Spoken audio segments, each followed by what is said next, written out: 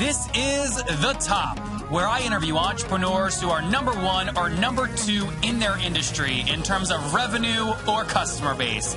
You'll learn how much revenue they're making, what their marketing funnel looks like, and how many customers they have. I'm now at $20,000 per top. 5 and 6 million. He is hell-bent on global domination. We just broke our 100,000 unit sold mark. And I'm your host, Nathan Latka. This is episode 680. Coming up tomorrow morning, I talk to the person. I had to dig this person up. It's the person that Ty Lopez and Gary Vaynerchuk paid a lot of money for this person to help them grow their Instagram. Be sure to tune in tomorrow morning to see who it was and what his company is. Good morning, everybody. My guest this morning is Oleg Campbell. He was born in Ukraine and starting working as a programmer at the age of 19. He moved to Canada when he was 22 and founded his first startup at 24 successfully, but stayed as a lifestyle business with a lot of passive income. We'll talk about that. Then at 27, he founded Reply.io, and he's currently living between Ukraine and San Francisco building this company. Oleg, are you ready to take us to the top? Hey, hello, Nathan, for sure. Awesome. So first off, a lot of entrepreneurs start off with a lifestyle business to make them money. That's how they get their base, then take a bigger risk. Tell us about that company you started at 24 that turned into a lifestyle business, and how'd you know it was going to only be a lifestyle business? Oh, yeah, it's a good question. So I was a programmer, and it turned out that I read a book from Kawasaki, Rich Dad and Poor Kawasaki, Rich Dad, Poor Dad. So I was highly influenced by that book. As well, I read Tim Ferriss on 40 Hours Work Week. So I said, hey, I'm a programmer. I want to build some software that will work for me, not I work in building software. And we find out that it's a lifestyle business once we failed to grow it. So we made it to some point, and then the technology was built on top of QR codes. So what we've seen, the QR codes were popular in the year when we launched the product in 2012, but then it's got on a descent. Mm-hmm. So the same our sales is, and we found we just don't have a way to expand it and where to go. And what was the highest revenue you grew that company to? I think it was 150K annually. Annually, yeah, okay. Yeah. And then what happened? Did you just let that kind of fizzle out, or did you sell it at 27? Good question. I don't want it to spend time, and it's hard to sell a business that isn't growing. So I decided to just put it on autopilot. I took this money and I invested in the new venture. So and that new venture was Reply, right?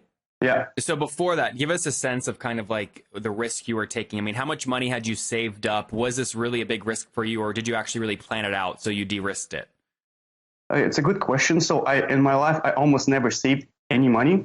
So once I started saving money, I thought, why am I saving money? Do I need a house? No, not really. Do I need a fancy car? Not really. So why I'm saving? To invest into business. What's the case of saving money for the business? Why don't just invest it now? So, and all the time when I was my first startup, I found it while I was working full time. So full time, it's working full time is it's a great investment source that's not going to end until you're working full time.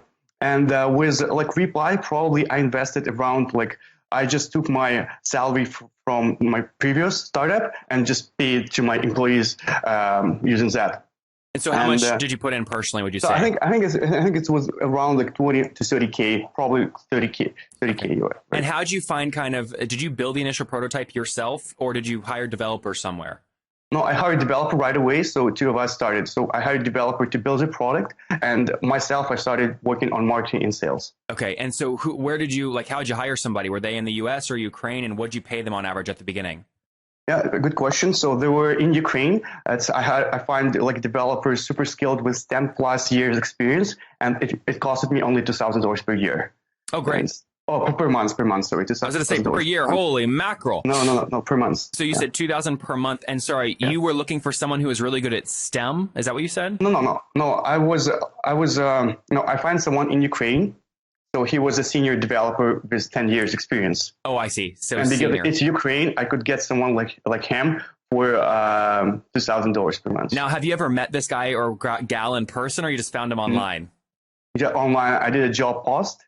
And still, since we're a remote team, I haven't seen many of our full-time employees yet. What site did you post this job thing on? Like, how'd you find these guys? Yeah, it's a good question. Since I'm from Ukraine and I know all these websites, we have a developers portal in Ukraine. There's nothing similar in US or Canada. There is one website where all developers hang out. Wow. So I just spotted it there. Okay, so let's focus on the business now. So reply.io, for people that don't know what it does, what does it do and what's your business model? How do you make money? Yeah, so at reply.io, we focus on replacing routine sales tasks with AI and automation. Right now, we're automating sending emails and follow-ups, as well initiating phone calls. That's what we do right now. But ideally, I would say this email is just 10% of what we do and what we want to do. Like right now, we have a strong development team. We're building much more features to automate more and more sales tasks, like booking a meeting, getting customer to the demo, etc. So we are a SaaS business. Okay. And we have monthly subscriptions. Our plans start from $25 to like $120 per user. What do folks pay on average, would you say? I would say close to $90. $90 per month. Yeah, per month. And then if you take us back, so what year did you launch this company in? We launched in 2015. And then fast forward 3 years today, what's your current team size? Currently, we're at 34 people. 34? Yeah. Okay. And what's the split? Like, are most of those salespeople in San Francisco or developers in Ukraine or? Yeah, we actually have just historically, we have sales team in Canada, is in Toronto. So we have 5 sales reps over there. And development and marketing as well in Ukraine. Support is 2 people in Canada, and I believe 3 people is in Ukraine. So I would say our development team is 15 people. So I would say half of our company is in development, and the other half is in marketing and sales and support. And so if I'm doing backwards math here, I mean, you sound like you're getting a lot of advantage in having a UK or a Ukraine-based team, especially if the average developer is only making kind of $2,000 per month, right? That you'd be way more expensive in San Francisco. Mm-hmm. Has that math stayed true as you've added additional developers, or if you had to go up and pay more to get more talent? Yeah, so like the Z2000 price was an enterprise, right? So right now, I would say we pay on average close to $4,000 per month for developer. 4,000. Yeah, so it's more. So we try to hire like senior guys and like get really top of the market people. Yeah, I mean junior salaries could be much lower. Junior could be at $1,000 per month. We're hiring a few of those. So I would say Ukraine is, it's my competitive advantage is I have all the connections and I know how to hire and build team. And there's a lot of great developers as well. We're hiring data scientists over there, and some of them really good as well. That's great. And are you, so fast forward us to today again. So you're 34 team folks on your team, and how many customers are you serving?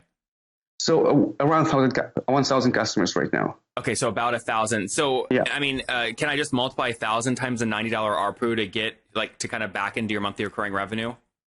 Yeah, you could do that. So in terms of number, we just had 100K monthly revenue. So yeah, you're celebrating, Oleg, right? That's a big number. That's a good number. Yeah, it's amazing. So how do you imagine doing $90,000 a month with 34 people on your team? And let's say you're paying those 34 people across, like on average, $3,000 per month, right? That comes, well over $100,000 per month just there. Have you raised capital to support yourself?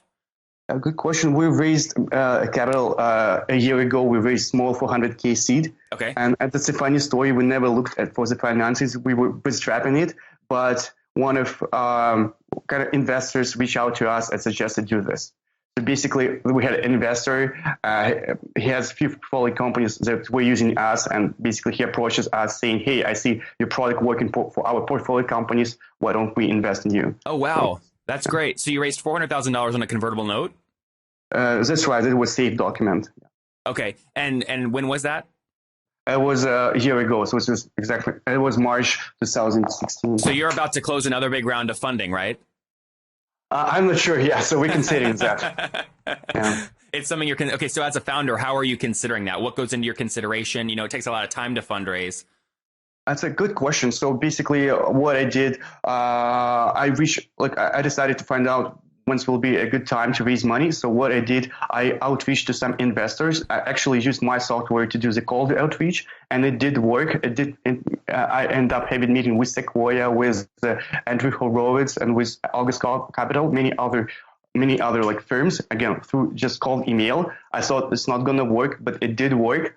And basically, I met, like in 3 weeks, I met close to 15 investors and tried to find out our situation, once will be the good time to raise. So from what I found, we're a bit early for round A.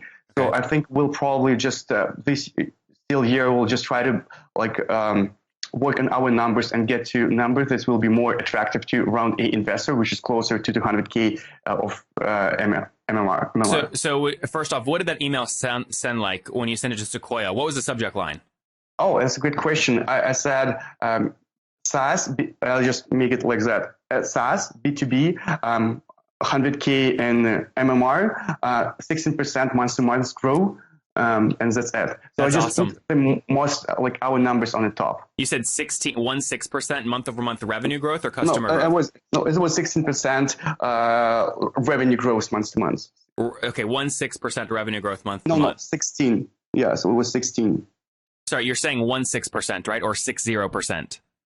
16%, yeah. So 16% revenue growth month over month. Mm-hmm. Got it. And are you, so a lot of these, I mean, and that takes me back to my original question though, right? So you only raised 400K, but just your salary expenses, I imagine, put you at a negative cash flow position. How do you cover those expenses? We haven't even talked about like marketing and, other stuff. No, actually, a good question. We've been profitable last 4 months, so we actually had profitability right now. Okay. So we're not burning any money, but as well we reinvest almost all the profit. Okay, so you're operating at right around zero. Yeah. And are you pulling a lot of these annual plans forward to get cash now? Is that one of the ways you're covering your cash burn? Yeah, a good question. We actually do this. So, for example, if we had 100K MMR, we would have 30K on top of that as annual deals. So we have around 15% sell annual deals. So our month's revenue would be like close to 130K. Yep, that makes total sense. Where else besides headcount are you spending a lot of money? I think it's headcount is first. We're just starting with advertising. Okay. We didn't do anything any much paid advertisement before, and right now we're experimenting with AdWords and as well. So that's me as well. Facebook advertisement. So one thing that's like investors look at, and we as well to we want to find more like predictable growth channel. So if we make like AdWords work for us, that could be a good channel. And what are you looking like when you look at your 1,000 customers? What's your gross customer churn per month? Yeah, so if we see in terms of numbers, it would be close to 5%. Okay. In terms of revenue churn, it would be close to 2-3%, since we have a lot of account expansion. Yep. So that's attributes to lower churn. And what's the number one way folks are expanding accounts? Is it they're adding additional seats or they're getting additional product features? What's your lever there? The main thing is additional seats. So a lot of companies will start from one seat and then we'll just expand, just adding other team members. By the way, for example, one of our customers is WeWork, and we want to work with them to expand to more like kind of seats. Right now, WeWork have just a few seats with us, but we know if it's work for some WeWork location, it probably will work for other locations. That's how we're going to grow as well into like some. It makes good sense, kind of land and expand approach. Sorry to cut you off there. What are you looking at when you look at kind of CAC numbers? So do you know kind of back of the napkin what it's costing you to acquire new customers?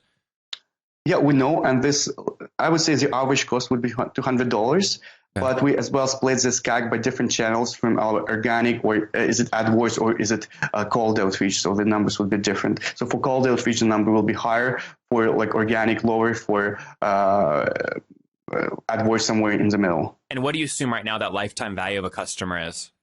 So lifetime value, if you just take all our customers, will be close to $1,200. Yeah. But as well, you should understand we have a lot of people who just, since we are really open and transparent, so we allow people come and go. So a lot of those will be just individuals who come and churn. But in terms of bigger accounts, I think the lifetime will be like much lower. It will be a few grands at least. Yep. And how do you, so you guys have driven a lot of growth, it sounds like, on organic. You have 100,000 in MRR and you're just now really starting paid acquisition. Walk me through your kind of your most exciting organic growth channel. Is it blogging or is it some other weird hack? I think most exciting was a product hunt. So we launched our product on hand, and actually we launched there as well some of our free products, which serves as a lead generation tools. As well, we launched there some of our features, and it's exciting to see how product hunters react on our new features launch. If you could go, you could see a lot of things like we got a good number of fans there on Product Hunt, and they just help us spreading the word. And the Product Hunt is a good thing. That's we like. Another one is the content. So we try to create content and as well do a little bit promoting this content. A good thing, just what we did recently, we interviewed a lot of sales experts. Yep. And they created articles with them. So the sales experts, since they were interviewed, that help us spread our content that we created through their network. That's one. So it looks like Reply.io, you were featured 2 years ago on Product Hunt. You got 658 upvotes. What did that mean for you in terms of like in the following week? How many new trials did you get, and how much MRR did that add? Great question. I think after the launch of Product Hunt, everything really started. So probably we added. I said we had 10,000 visitors from Product Hunt in the next 2 days, 600 signups, and I would say 10% of them we can close. So it was like 60 new customers. If we calculate in terms of lifetime value, I think it will be close to like 60K of lifetime value we just added from single Product Hunt launch. That's awesome. That is so awesome. Very cool. Last question here, Oleg, before we wrap up. If Yesware came and said, hey, they bring out their little checkbook. Matt shows up with his coffee at your office and brings out his checkbook and writes a $2 million check. Do you sell the company? But $2 million's not. Yeah. How do you think about valuation? What number would you sell for? Again, so we don't plan to send anywhere soon. I think we're too early for that. But like if someone bring as a check right now and decided to sell, so right now I think this will be like close to 20, 30 millions.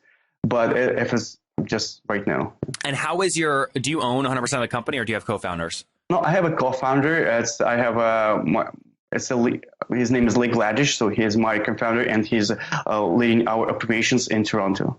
Got it. And is he 50-50 with you, or did you guys do it differently? No, we did it differently. It's less since Lee joined a bit later. Since once I were like kind of generating revenue and getting this investment deal, so he jumped a bit like later. So it was not 50. So like you have like 60, he has 40, something like that. Close to that, right? Okay. And do you have obviously the 400,000 was a convertible note, so they're not on the cap table yet. But do you have like an equity pool? Do you decide to give equity to all your like Ukraine developers? Yeah, so we do. We provide equity for employees who work with us longer than a year, and actually this is not something really popular in Ukraine. So not many people know what equity is. Some of them will look at this like as a way for us to give them less salary. Yep. So, I have had the same experience. I try and bribe people with equity, and they go, "You just want to pay me less." I'm like, "Fine, just take the salary. I'll keep all the equity." All right. What were you going to say? Yeah, so I might say we key employees for sure have a stake in the company, and as well we want to reward with equity as well our employees.